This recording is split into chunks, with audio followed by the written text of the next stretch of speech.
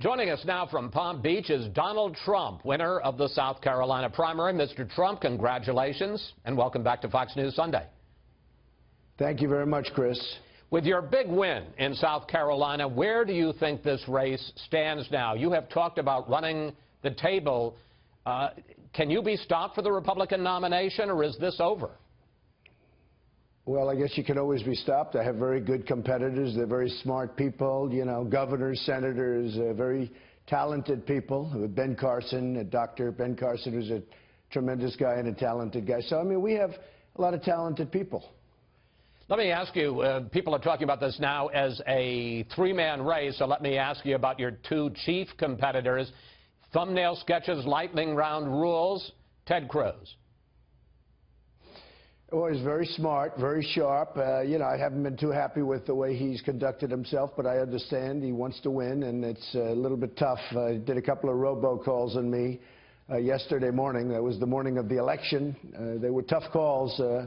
I thought they were very unfair calls, but they were, you know, they were done. That's why I'm surprised I won by such a big margin. You know, when I entered this, Chris, I wasn't expected to win South Carolina. I was supposed to, you know, maybe not even think about winning it. That was like a number of months ago. And then all of a sudden I went there, I made one speech, and they fell in love with me, and I fell in love with them. Those people are incredible, by the way. They're incredible. We won't forget them. All right, let's talk about Marco Rubio and his fitness to be president. Yeah. Well, he's a talented guy. He's a good guy. I like him. We're going to have to see what happens. You know, I start off liking everybody, and then all of a sudden they become mortal enemies. So we'll see what happens. But he's been very respectful, very nice, and I hope to beat him. You had quite a week in South Carolina. You got into something of a flap, which diminished, but you were in a flap for a while with the Holy Father. You went after George W. Bush. And while you won the primary handily by double digits, you did poorly among voters who decided in the last week. And I wonder if you think those flaps hurt you. Do you need to tone it down, do you think, as you become the front runner for the nomination, to act more presidential? Well, probably I do. I mean, I can act as presidential as anybody that's ever been president, other than the great Abraham Lincoln. I thought he was pretty hard to beat. So when are you going to start? I can act, well, pretty soon. But, you know, don't forget, we started off with 17 people. I've been hit from, you know, 97 different angles.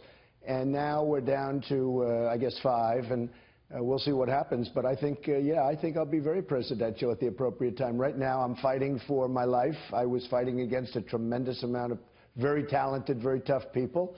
And I didn't really have time to think about it. I mean, I had to be tough, and I had to be smart, and I had to be sharp, and that's okay, too. You took some strong positions this last week that you later had to walk back, and I'd like to explore a couple of them. First, you said that President Bush 43 lied us into war in Iraq and took that back. Here it is.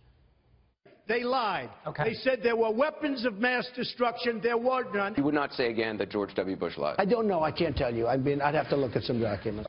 And here you are on whether or not you support the Obamacare mandate that all individuals must have health insurance. Here that is. Well, I like the mandate. Okay, so here's where I'm a little bit different. I don't want people dying on the street. I'm the most conservative person in the world with getting rid of Obamacare. Mr. Trump, question. Do you support the individual mandate in Obamacare or not?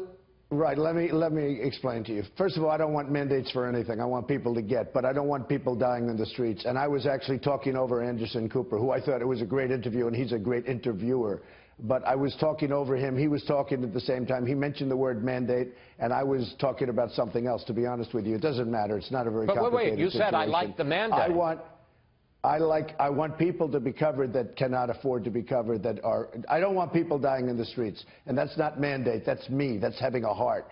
I don't want people dying in the streets. I don't want people that have no health care whatsoever and they're in the middle of a street dying. And I talk about it all the time. And you know what? When I give these speeches where I have 10,000 and 15 and 20,000 people, and I talk as a Republican, as a conservative Republican, and I talk about that, and I say, I don't want people dying because they have no money, I get standing ovations. You know, the Republicans are not bad people. I get standing ovations.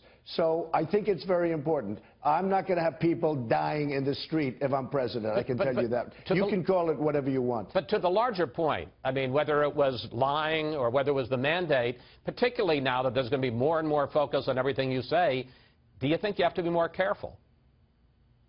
Well, you know, that was a case where Anderson, and I don't blame him at all, but we were talking at the same time. In the case of the war in Iraq was a disaster. And by the way, I was against it at the beginning, and Joe Scarborough can show you that because, fortunately, he found a clip.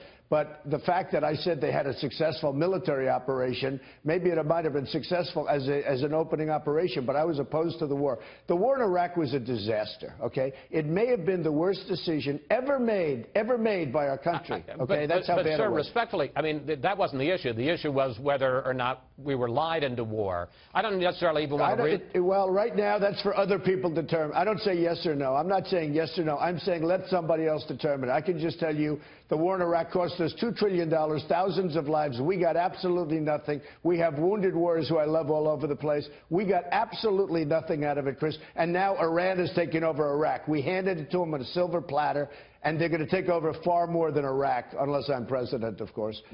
Look, the war in Iraq was a disaster. And the reason I won by such a large number is that while the pundits, including yourself, thought I made a mistake when I took on Bush on that issue, and I have nothing against Bush. I don't even know the president. I never met him. But when I took on Bush on that issue, I never felt it was a bad thing to do because people that are smart know that the war in Iraq was a disaster. And even Jeb Bush in the end admitted that the war in Iraq was not a good thing. New question, new subject. When are you going to release your tax returns? Well, we're having them made. They're extremely complicated. It's going to take a little while. I don't know if you ever saw the picture I gave, but I gave you a picture with about 2.5 feet of tax returns standing in front of me as I was signing. They're having them done, and we'll do it at the appropriate time. Well, reporters have been asking for months, and you keep saying the appropriate time. And, you know, I'm sure, let me just say, you talk about your empire. I'm sure you have a ton of lawyers and a ton of accountants.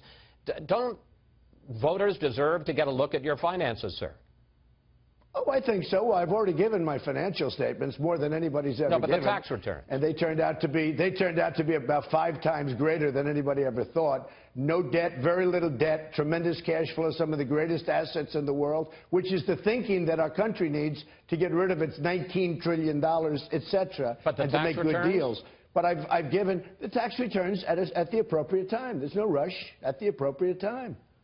To use a business term, are you involved in a hostile takeover of the Republican Party? No, I'm not at all. I get along with the Republicans. There's nothing hostile about it. I was a Republican establishment figure, and then the day I decided to run, I became an outsider, and more so than I even thought. People that were totally establishment that loved me. You know, I was a very big contributor. I gave $350,000 just before to the Republican Governors Association. But what's your view of the GOP establishment now, sir?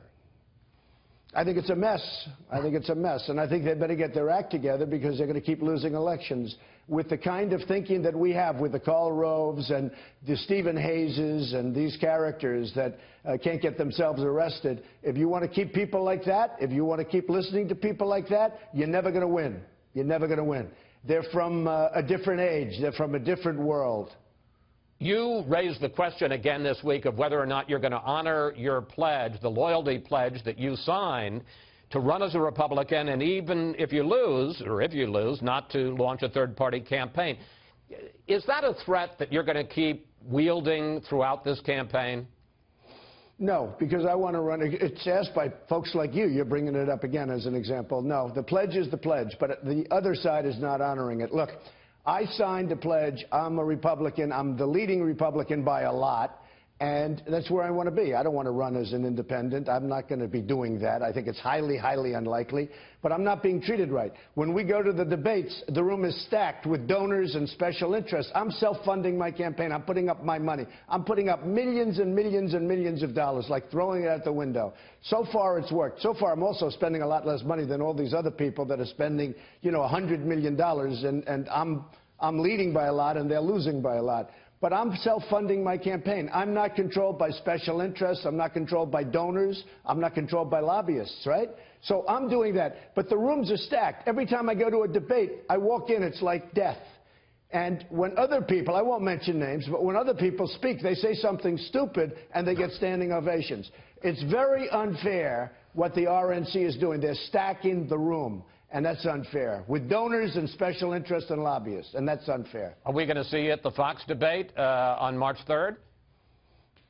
Yes, I expect to be there, sure. Well, I look forward to seeing you, sir. Mr. Trump, thank you. Chris. Thanks for your time Me today. too. Safe travels on the campaign trail, sir. Thank you very much.